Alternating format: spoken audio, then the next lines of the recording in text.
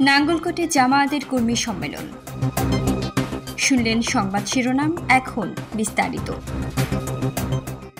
বাংলাদেশ জামায়াতে ইসলামী কুমিল্লার নাঙ্গলকোটের রায়কোট উত্তর ইউনিয়নের আয়োজনে কর্মী সম্মেলন মঙ্গলবার মাহিনী উচ্চ বিদ্যালয় মাঠে অনুষ্ঠিত হয়েছে। বাংলাদেশ জামায়াতে ইসলামী রায়কোট উত্তর ইউনিয়ন আমির মাওলানা আব্দুল মান্নান ভূঁইয়ার সভাপতিত্বে সম্মেলনে প্রধান অতিথির বক্তব্য রাখেন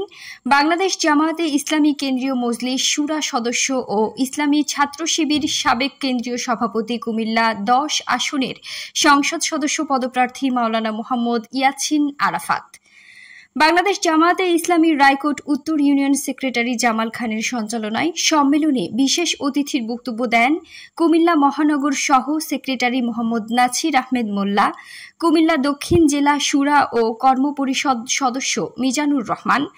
নাঙ্গলকোট উপজেলা আমির মাওলানা মোহাম্মদ জামাল উদ্দিন। বিশেষ মেহমান হিসেবে উপস্থিত ছিলেন বাংলাদেশ জামায়াতে ইসলামী নাঙ্গলকোট উপজেলা নায়েবে আমির মাওলানা SM মহিউদ্দিন, মাওলানা মোহাম্মদ ইউসুফ আলী, সেক্রেটারি মাওলানা নুরুল ইসলাম হাসান, রায়কোট উত্তর ইউনিয়ন সাবেক চেয়ারম্যান মাওলানা জাফর আহমদ মজুমদার, জামায়াতে ইসলামী নাঙ্গলকোট উপজেলা সহ সেক্রেটারি মাওলানা ইয়াছিন মজুমদার,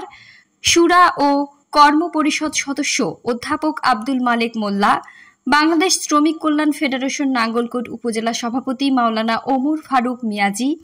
ওলামা বিভাগ সভাপতি মাওলানা আবুল হাশেম মোল্লা,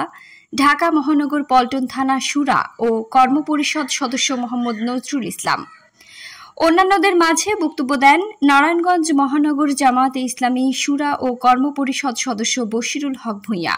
জামায়াত নেতা অধ্যক্ষ মাওলানা ইয়াছিন মজুমদার,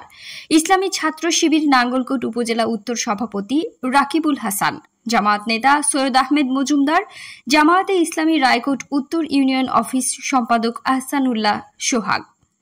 আদর্শ শিক্ষক পরিষদ সভাপতি মাওলানা নজির আহমেদ, যুব বিভাগ সভাপতি মাওলানা মাইন উদ্দিন মাহি, 2 নম্বর ওয়ার্ড সভাপতি মোহাম্মদ ইয়াছিন, 8 নম্বর ওয়ার্ড সভাপতি কবির আহমেদ, 4 নম্বর ওয়ার্ড সভাপতি হাফিজ ইয়াকুব প্রমুখ।